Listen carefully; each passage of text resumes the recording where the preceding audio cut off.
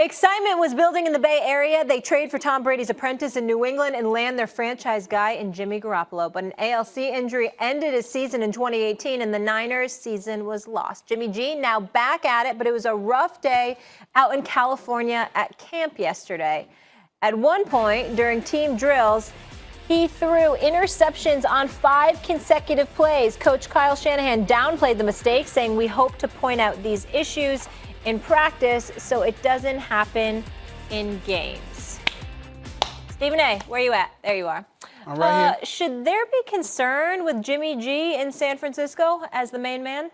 Well, I'm not going to say there should be concerns because of a practice session. I mean, I'm not going to be that ridiculous. But Porn Star Jimmy, that's my nickname for him. You call him Jimmy G. I call him Porn Star Jimmy. And by the way, that is not an insult. That is not an insult. Matter of fact, one would say it's a compliment. But the point is, the bottom line is. Stop while you're ahead. Keep going. The bottom line is that Jimmy G, Porn Star Jimmy, Mr. Garoppolo, whatever you want to call him, did complete less than 60% of his passes in his 3 starts last year. He did throw 3 interceptions last year. All I'm trying to sit up there and say is, look, everybody act like this dude is the second coming because, you know what, his first time in San Francisco after Bill Belichick just gave him away for a box of cookies to the San Francisco 49ers, okay? You gave him away because you were upset you couldn't keep him because Mr. Kraft didn't want you to keep him because he's going to believe in Brady and ride with Brady, and that has proven to be the right situation right now. The bottom line is when you look at Jimmy G, there are still some question marks as to what he's going to bring to the table. Yes, he did win his first 5 games, his last 5 games of the season, by the way, when he was in San Francisco. Last year, he started out 1-2, got injured in that 3rd game. I understand that. But the jury's still out. I'm not saying that Jimmy G can't play. I know he can play, all right? I'm not saying that he's not going to be a star. He probably might be. But we haven't seen it yet. And for folks to walk around and to act like he earned that $137 million contract, $72 million in guaranteed dollars at time, like he's earned that, I mean, I beg to differ. I would like to see more. We're going to see whatever it is that we're going to see from San Francisco, and we'll go from there. I don't think anyone thinks he's earned it. I do think that that the contract came with a lot of risk, and he's now had injury. And his, as you said, his completion percentage down the field is not what you want to see it, where you want to see it.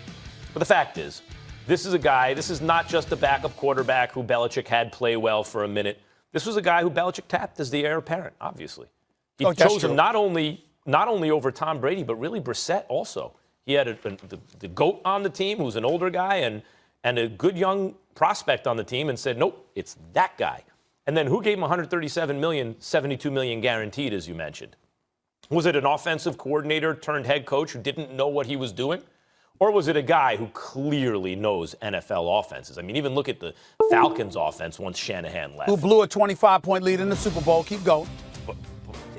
Blew a what in the Super Bowl, did you say? 25-point lead. So they had a 25-point lead in the Super Bowl, correct? Yeah. Shanahan knows offense. The offense got worse when Shanahan left. Remember, one of those was an interception, a pick 6 on the part of Tom Brady. Let's not forget that. It's a couple touchdowns, more than a couple touchdowns of a lead based on the offense under Shanahan, right? Ask Julio Jones what he thinks about Shanahan at this point, right? Obviously, he's not just, in other words, if you plot all the offensive coordinators and now Shanahan's a head coach on a bell curve, a lot of them kind of cancel each other because they're in the middle, and some people are on the far right end, and that's where Shanahan seems to be. So that guy looked at Jimmy G and said, Garoppolo, we're going to give him some money.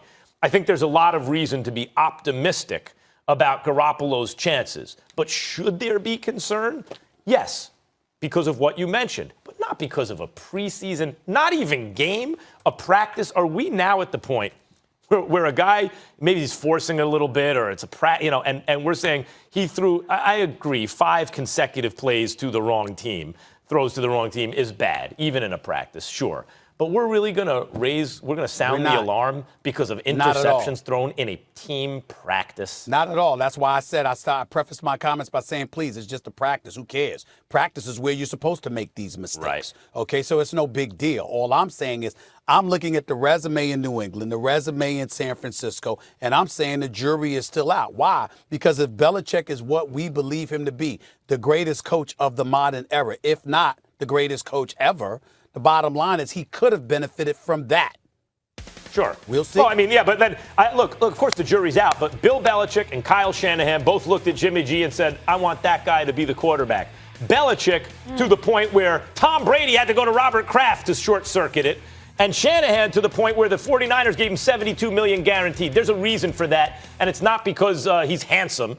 It's because there are really smart football people who've achieved on the highest possible level, saying that guy can win a Super Bowl. Max, the last point, Molly, I'd like to make is this. Max Kellerman, we've been on this show on several occasions discussing and debating a whole bunch of quarterbacks that are getting money that may not necessarily deserve it.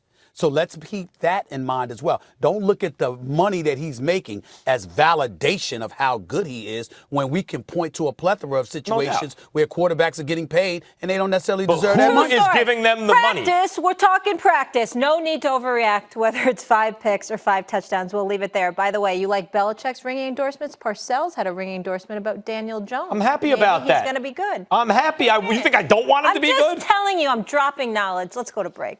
Which former MVP is taking shots at Odell, and could he be justified in his comments? That's coming up next on First Take. OBJ. Hey, we got a great show planned.